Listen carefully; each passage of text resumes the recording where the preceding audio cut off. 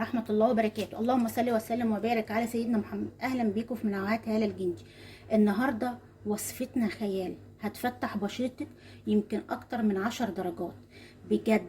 ده كمان هديكي صفاء للبشرة بطريقة جميلة جدا، لأن مكوناتها من الطبيعة، وهي ورق الجوافة. ورق الجوافة دوت حلو جدا للصحة، كمان بيزيل البلغم اللي في الصدر لما تيجي تحطيه، وكمان بيعالج الكحة. النهاردة هنستخدمه للبشرة بجد رائع جدا. اي شيء من الطبيعة بيبقى ليه السحر الخاص بيه. طبعا احنا هناخد كام ورقة كده اهوت، اي كمية انت هتستعمليها، هنطحنها واجيلكم. ادي احنا طحنا حوالي 5 ورقات اهم. بصوا اهي هنعمل هنروح جايبين معلقه زبادي تكون كبيره زي كده. بصوا كبيره اهي، هنقلبها كويس جدا اهو. بجد مكوناتها حلوه. الزبادي كمان بيعمل على ترطيب البشره بطريقه حلوه قوي قوي قوي، خاصه واحنا في الشتاء، وانت عارفين ان جفاف البشره في الشتاء بيبقى جامد جدا اهو. بصوا اهي هنحط كمان مكونات حلوه جدا. ايه هي المكونات دي؟ هنحط لبن بودره.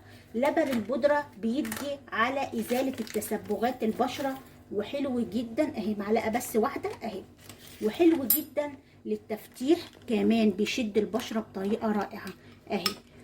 في كمان مكون حلو جدا، انت ممكن مثلا تحطي بداله اي حاجه تانية، مش شرط نفس المكون ده، وهي ميه الورد.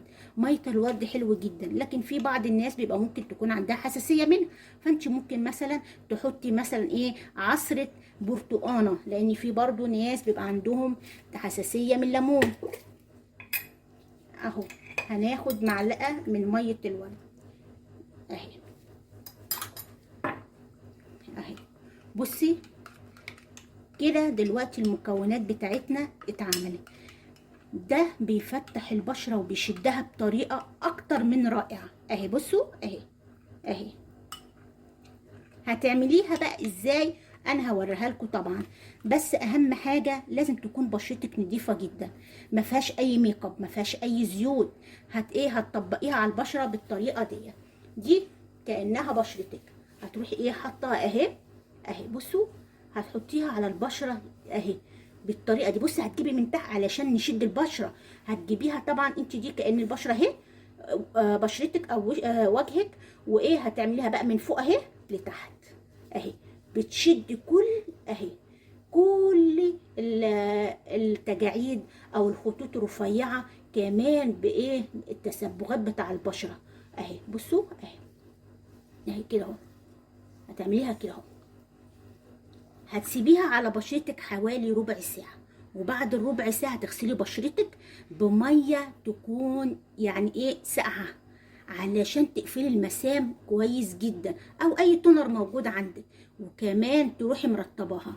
هتلاقي بشرتك حلوة جدا. الماسك ده هتستعمليه مرة واحدة بس في الاسبوع، هتلاقي بشرتك خيال.